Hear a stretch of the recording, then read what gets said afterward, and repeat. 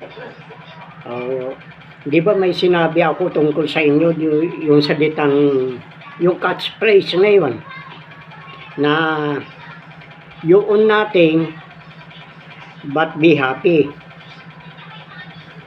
Ngayon, ipapaliwanag ko. Ito yung tungkol sa bank investment settlement, BIS kung tawagin. Pero bago ko paliwanag ito, gusto ko lang humingi ng paumanhin dahil yung kuwang ko, nagkamali ako dun sa pananalitang may-ari ng Bangko Pilipino, si Aguirre. Pero kasi itong kuwan na ito, mainit ang ulo ko dito sa mga gatsalyan na ito eh. Dahil akala ng putang inang tong senador na ito, na porque senador siya, hindi na nila babayaran yung utang nila. Hindi pwede yan. Sabihin ko sa inyong totoo, bayaran ninyo yan. Yung 500 million na pinakialaman ninyo na ikinwa ng dami account. Sino nagkuha ng dami account na yan? Si Gloria Macapagal, dahil alam niya yan, naikwento ng ama niya yan.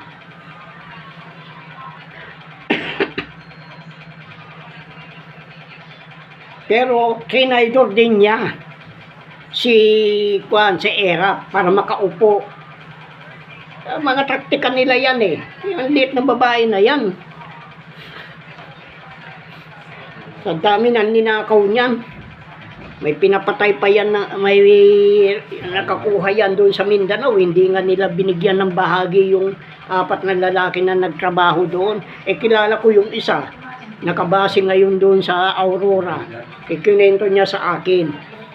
Ang sabi nga niya ang sabi nung mga namamahala doon sa mga gintong nakuha nila. Pero konti lang yon. Sumama kayo sa Maynila at doon namin bibigay yung parte nyo. Binulungan siya ng isang sundalo. Huwag kayong sasama dahil papatayin kayo niyan. Ganyan kasama yung mga yan. Ngayon, ikukuha natin itong kuha na ito. Yung BIS. Ang kahulugan ng bank investment settlement ay yung pagsasaayos na negosyo sa pamamagitan ng bangko. At ito'y nakabatay sa tokenizing. Ano yung token? Yun ang mga tanda na ikaw ay meron kang pag-aari. At yung mga yan ay maaring cryptocurrency o di kaya yan, yung Bitcoin. Kaya pinalabas nila yan eh, inuna nila yan. Yan, yung tokenizing na sinasabi nila, ayan yung pagko-convert ng Bitcoin o cryptocurrency sa inyong mga ari-arian. Kaya nagkakaroon kayo ng karapatan na kayong may-ari. At ang isang digital na lahat ay napagkukunan ng kita. Bibigyan kayo ng konti. Bukod doon sa tokenizing, sa token, ang lahat na ari-arian ay mananatili sa inyo. Ngunit, ang pangangasiwa ng sistemang ito ay nasa central bank. Kaya ang BIS ay umuupo sa ibabaw ng pyramiding. Yung pyramiding, triangulo yan. Kaya nga ginaganon nila triangulo. Ganyan. Sino nasa ibabaw nun? Ang nasa ibabaw nun ay yung anak ni Marcos. Kaya nga may ipapakita ako sa inyo na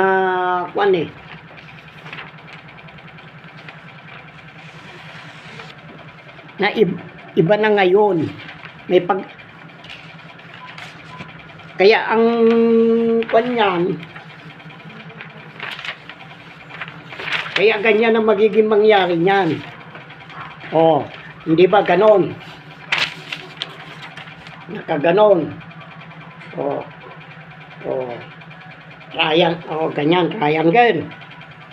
Ngayon, eto ngayon.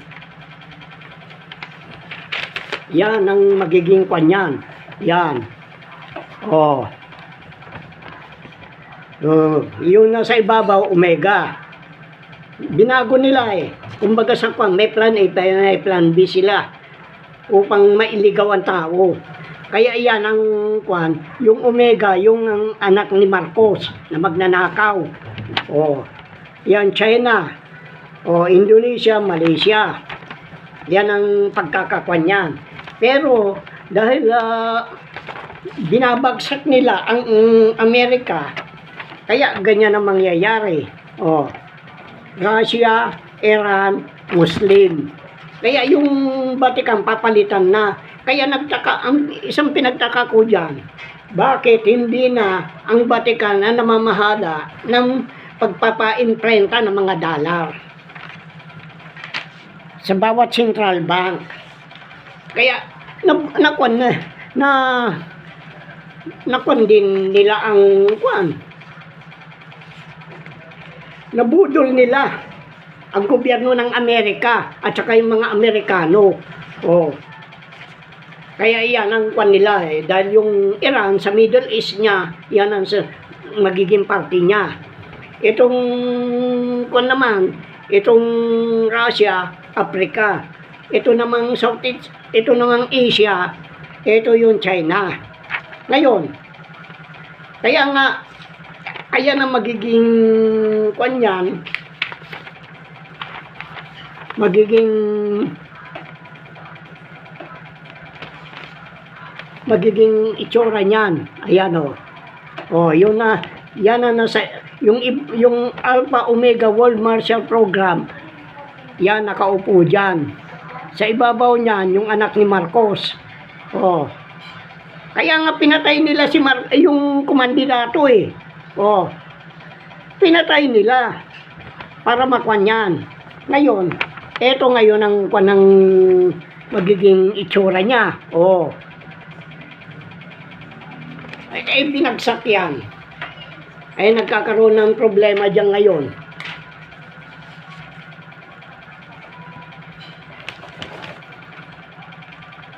Kaya nga, yun ang sinabi ko, dyan mauuwi dahil sa bis na yan, yung catchphrase ng New World Order. You own nothing and be happy. Ngayon, paano yung mga walang ari-arian? Yan ang katanungan ko dyan. Paano yung mga walang ari-arian? Di, mananatili kayong alipin. Kaya yung panambis na yan, yung New World Order na yan, ang sistema niyan ay sistemang komunista. O, ikukuha nila sa China. Dahil nga ang kuwan ng China, komunista. Lahat yan, komunista yan. Russia, Russia, China, at saka Iran. Kasi, pag hindi ka naniniwala sa Kristo, ay isa kang komunista, Muslim. Kaya yan, uuwi yan sa Muslim. Dahil ang China, hindi rin naniniwala yan. Mas pinaniniwalaan nila yung kaluluwa ng namatay nila ninuno eh. Doon sila, yun ang dinadasalan nila. Eh, ang kwan naman, ang Russia, anong sabi ng Russia? Ang sabi ng mga Russia, ang relihiyon ay lasong sa lipunan. Religion is a poison to society. Yan ang kwan yan, yung pananalitayan. Eh, itong kwan na ito, itong Iran, yung ayudahan nila, nasa yan namumuno, yung clergy nila na pinakamataas, ayan ay Muslim. Oh. Hindi naman nila pinaniniwalaan si Sos talaga, ako man hindi ko pinaniniwalaan. Dahil alam ko, iba yung Kristo, hindi si Jesus. Mga tanga-tanga yung mga religion na yan. Nasa Biblia, hindi nila mabasa. Oh. Araw-araw hawak nila. Laking katangahan yung mga yan eh. Kasi nagkamali na sila noon, ayaw na nilang kunin yan. Ayaw na nilang ipaliwanag yan. Ngayon, balik tayo sa pan. Kung wala kang ari-arian, paano ka ngayon? Di, komunista ka na. Oh. Kung ay alipin ka na. Kung alipin ka, magtatrabaho ka na lang. Kasi sa sistemang komunista, lahat ng pangangailangan, ibibigay sa iyo eh. Oh, ibibigay sa iyo. No problem. Talagang ganyan. Ngayon, kung ibibigay lahat sa iyo, anong mangyayari niyan? Di maligaya ka. Pero patay ang katawan mo sa katatrabaho. Kaya yan, yung inimprenta nilang dollar dito, ay nangangahulugan na yan ang pinamili ng lupa ng mga inchik na nandito na naninirahan dito. Kaya sabi ko nga, papalitan na kayo ng inchik. Pati military, papalitan na kayo. Kayo mga non-commission, mga tanga-tanga kayo. Oh. Galit sila nang bumura ako. Oh. Mga balat sibuyas, natural lang yan na murahin ko sila. Dahil kung hindi ko mumurahin, tatawanan lang nila ako. Oh. Ngayon, pag minumura ko, yan sabihin, ulol, bobo, tanga, gago, gunggong, tatanim yan sa isip nila. Kaya kailangan magbura ako. Dahil sila ang sanay ng kaguluhan dito sa mundo eh. Ngayon, pag papatayin na lang kayo, sino na nagmamayari? Mga inchik na, kaya namimili ng maraming lupa. Labag yan sa Constitution. Kaya nga masyado government, dahil nga, kaya nabababoy ng putang inang Marcos na yan. Putang inang Marcos, At saka yung Aimee na yan, puwari lang yan. Yan Duterte, putang. Nako. Iyan, para manatili sila na dito. Sila na maghahari dito sa Bayang Banal. Mantakin mo yan. Mga walang ya, sila na maghahari.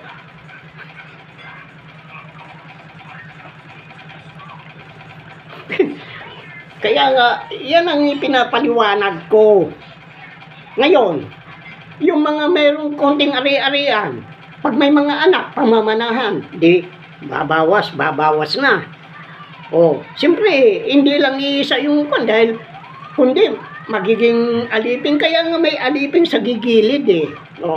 Merong alipin na hindi gaano eh.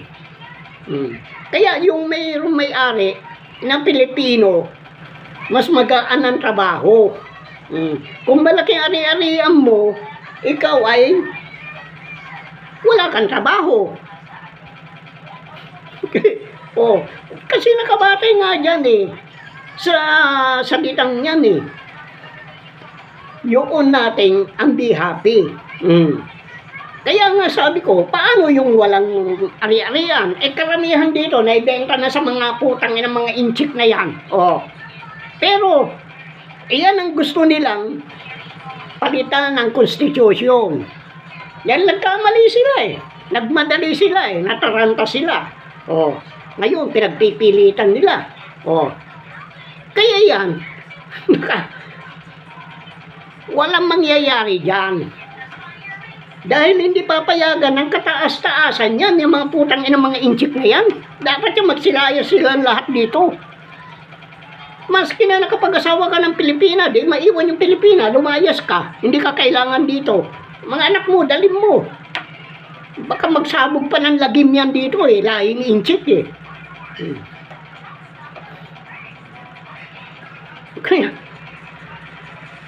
Saan kaya tatakbo itong putangin ng Marcos na ito? Saan tatakbo itong Duterte na ito? Kaya, ang dami na nilang kabalbalan eh. Antakin mo. Si Rimulya, ang sabi, nakaratay na. Eh kung nakaratay, bakit hindi pinalitan? Hindi na nagpapangsyon yung kwan. Hindi na siya makapagtrabaho ng matino dahil nakaratay na eh. O, pagkatapos, itong Sandigan, alam niya magnanakaw na, inabsuelto pa. Oh, saan ka nakakita? Palibasa, magnanakaw din yung nang-absuelto. Oh, ganyan ang hustisya dito. Yung magnanakaw ka lang ng ultimo bata lang, nagnakaw lang ng kwan dahil nagugutom. Ikukulong na. Pero yung mga magnanakaw na politiko, wala. Kaya sinasabi ko na nga sa inyo, magkaisa. Hindi yung mga kasama, mga Marcos na magnanakaw, magkaisa. Hindi ako makikipagkaisa sa kanila. Hindi nila ako mapipilit. Yan, tandaan nyo. Kahit anong mangyari, hindi nila ako mapipilit.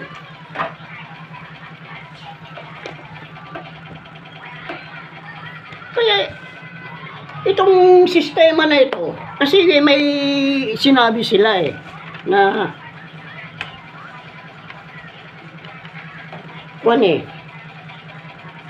may sinabi sila na ito, i-improve nila ang luma at pagagandahin ang bago, pagaganahin ng gustong bago.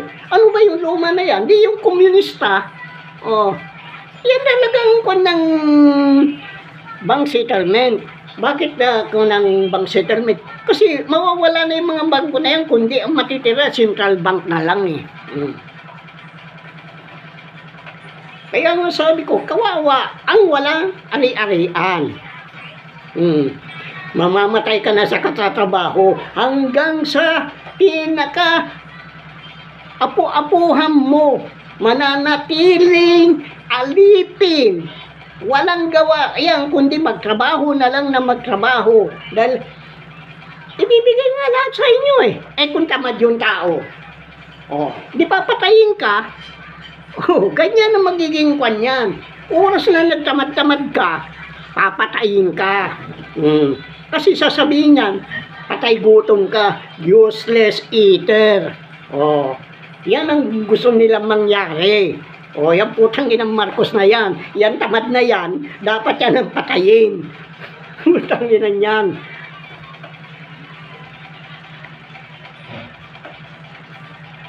Kaya nga, nagbibigay na sila ng tanda na ikaw meron kang may-ari. Yan, maaari yung Bitcoin, maaari yung kwan.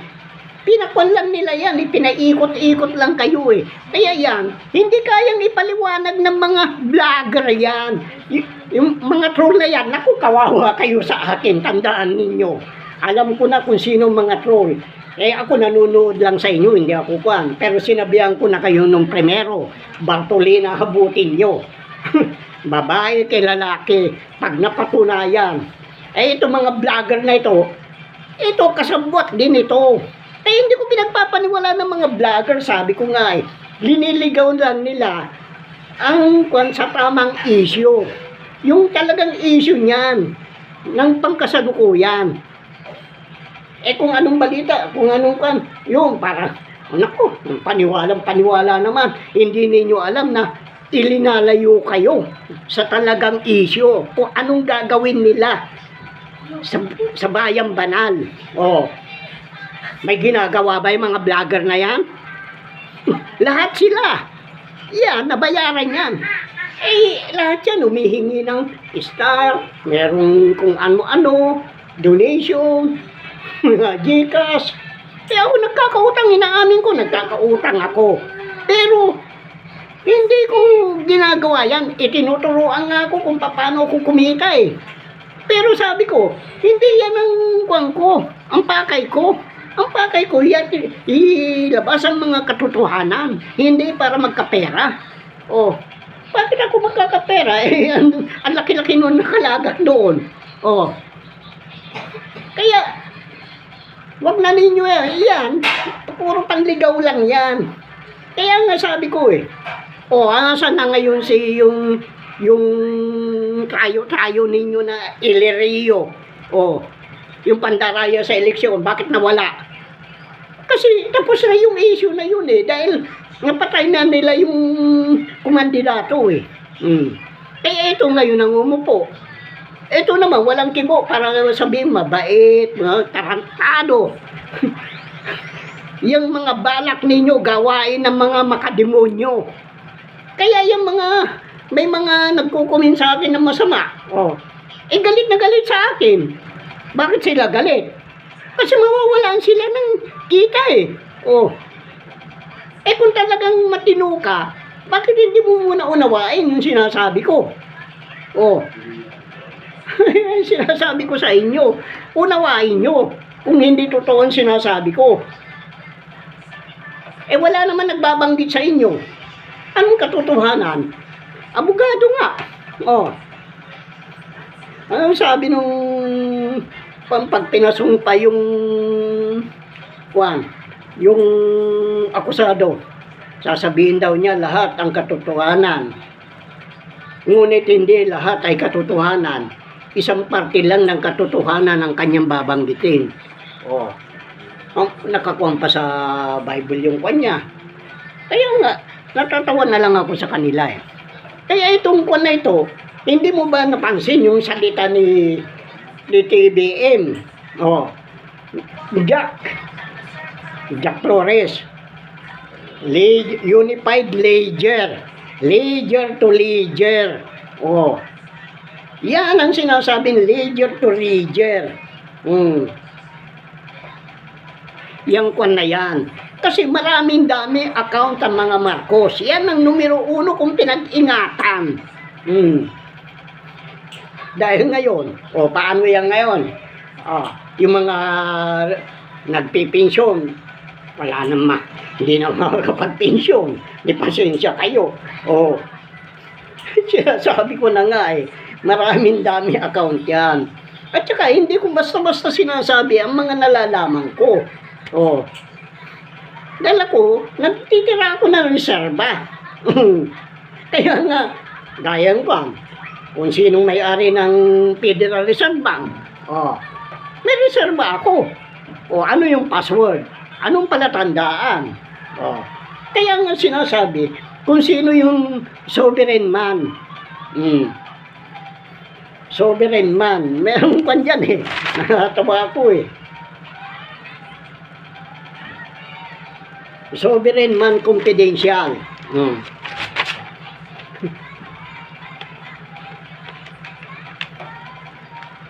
Kaya, yung pinagkalooban, akala niya si Marcos, ngayon problemado na rin pati Malaysia. Merong mga dyan problemado din ang Indonesia. Kasi, kaya ganyan nila, gusto nilang kontrolin lahat ng dito, natural resources, yamang kalikasan. Itong mga ginto, itong nickel, copper, yung marami pa maraming yung manganese, yung chromite, yung putang inang ibdani na yan. Kakandidato daw ng pagkasenador. Tignan natin ang galing mo ngayon. Putang ina kang ibdani ka. Putang inang panggalato. Kwan na ito. Lite. Sabihin ko sa'yo, lite. Mananakap ka. Putang ina ka. Ibdani ka. Marami ka naman naipon. Kaya ngayon sinasabi ko kaya mainit ang ulo ko dito sa mga gatsalyan na ito Dahil sila, mabuti naman at nalantad yung dami account na yun. Pero wala kayong alam. Kasi yung mga ayaw nilang banggitin yung basta gagawa sila ng mga issue na ngayon para yun ang pag-usapan. Yung nakaraan, ayaw na nilang pag-usapan yun. Katapos ito si Bilarde, di pa di bigay ang biyaya. Ay, gago. Estapador. Ewan ko kung buhay pa yan. Nakalimutan ko kasi yung inutangan niya ng 20 mil para makapagsimula yan Tapos kinausap niya yung si Bacani, yung Bishop Bacani. Pagpapartihan nila yung kita. Akala mo, kwan din Akala mo, foreigner yung, foreigner si Bilarde, 40%. Si, kwan naman, 60%, yung sa Katoliko. Kaya nga puta, lahat ng religion na yan. Kaya nga dinanakawan nila ang Diyos paano yan ngayon? Wala na. Palibasa yung mga kung kayo, puro kayo magnanakaw po tayo. Bahayang banal, bababuhin nyo. Gusto ninyo, mga inchik nang titira dito, mga Pilipino, papatayin na ninyo. Hindi obra yan sa akin. Maski na anong gawin ninyo. Hindi ko bubuksan ang dapat kong buksan.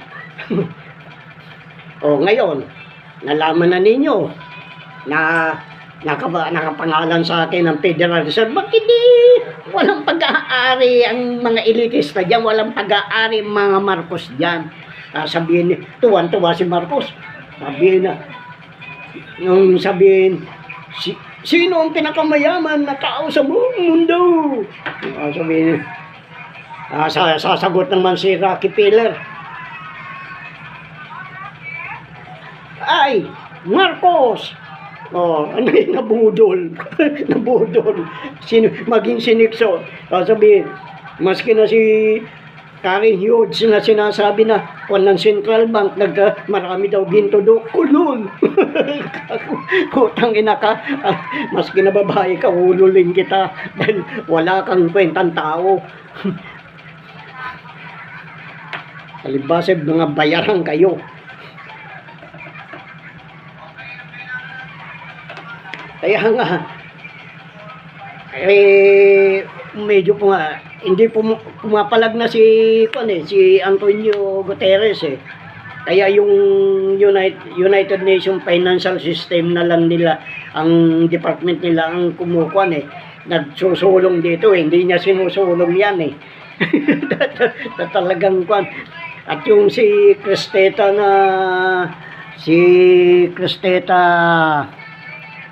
ang pangalan tong gagang babae na ito, yung managing director ng company. Kaya nga umurong si Kwan si Malpas dahil binigyan ko ng kopya nung maibigay ko ng kopya umurong ngayon ang pandinlan niyan yung International Monetary Fund ay Kwan, mga dayuhan para hindi kuan. Katulad din ng nangyayari dito sa Pilipinas, bibigay sa iyo pag ikaw ay isang intelligence, national intelligence, yung NICA o di kaya national advisor. Kaya yan si Gibo, kuan yan, tuta ng kanuyan, garapata yan.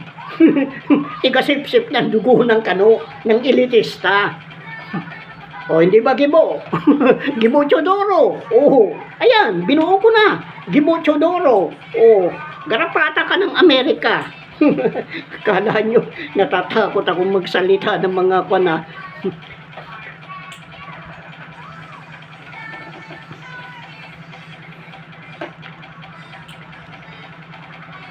Kaya yan, yung kuna yan, kinukuha nila Central Bank, CBDC,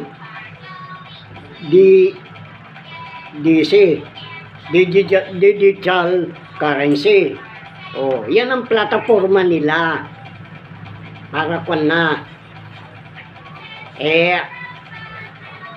gusto tayong gawing komunista, hindi naman tayo sanay tayong kung dapat sa atin maging malaya tayo.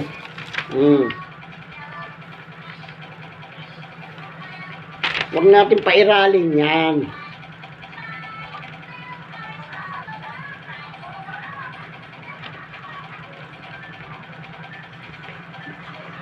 Kaya ang tao, dapat natin ipalagay na ipahayag, paglaban natin ang ating karapatan bilang malayang tao. Mahirap yung alipin eh. Kaya nga pumapalag na yung mga nasa China, sumisigaw na sila ng gusto nila demokrasi. Oh. Meron pa mga lihim yan kung bakit may mga lihim pa yan eh. Hindi ko pa masyadong binabanggit yung iba pa eh. Dahil pag lumampas naman kasi sa oras, puputulin nila. Pero yung iba, tuloy lang. Palibasa, mga troll nila yan. Mga garapata nila. Pulgas. Kung maliliit, yung mga troll pulgas. Yung mga vlogger garapata.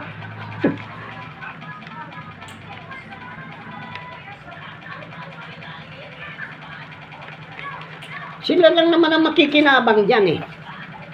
Yung mga elitista na yan, yung New World Order. Hindi ba membro yung, hindi ba putang ina mo Marcos ka, membro ka ng New World Order? Sinabi mo yan, tarantado ka. Huwag mong ipagkaila. Kaya yung World Economic Forum, problema na sila eh. Dahil nga, maski nag-equal nila yan, hindi ko bubuksan. Ano mangyayari ngayon? Ano mangyayari? Wala. Kaya yung mga na yan, pinag-imprenta nila dito yan ng mga Pilipino dito, yung Central Bank, Jokno, panahon mo na noon. Kay Tantoco. Pumunta kay Jokno. Nagtagal kay Jokno. Ngayon, yung na yan, isipin ninyo yan. Kaya sila nag-imprenta, ibabayad ng utang ko no, pero tayo nagpipinance ng gera. Tayo nagpipinance ng mga terorista. Hindi ang Amerika. Ilinilinis niya ang sarili niya eh. Kaya nga kinwan niya eh. Ito nang eh. Marami pang mga sikreto. Kung bakit kung ano bang gusto ng China sa Taiwan? Bakit nga pinagpipilitan? Kaya nagbanggaan na ngayon yung American pero yung nagsalita yung may nagsalitang tao na XIE pagkatapos MENJ isipin din. Anong sabi niya? Dapat ang Amerika at saka China magtulungan. Talaga nagtutulungan naman kayo. Pinalalabas lang ninyo na na magkaaway kayo eh. Pero iisang kulay nyo. Iisang kulay nyo. Yan ang tandaan nyo. Kaya itong topic ko na ito, yung nating but be happy. Paano yung alipin? Yung walang ari-arian. Yan na ngayon Marami pa kayong malalaman sa akin. Sinasabi ko na nga. Pabagsak na yan. Pabagsak na si Marcos kaya kahit anong gawin niya. Pabagsak na yung na yan. Dahil dito eh. Emblem ng ito eh. Emblem ng Israel ay logo ng Israel ito eh. Hindi ba yan ang logo ng Israel? Binagsak ng uwak. Uwak yun May isip ba yung uwak? Isipin nyo. May isip ba yung uwak? Bakit babagsak yun? Kasi yung nag-iisa ng espiritu, matagal nang gumagalaw. Iniisa-isa na kayo. Huwag ninyo sabihin na hindi totoo sinasabi ko. Kaya kawawa ang bayang banal, binababoy ng mga Marcos. Kaya nga sinabi ko, siya ang inuupuan niya yung Alpha Omega World Marshall Program. Isinira ko yung program. Ano ngayon mangyari? Tama na. Pag lumampas ng 35, na yan. Puputulin na nila.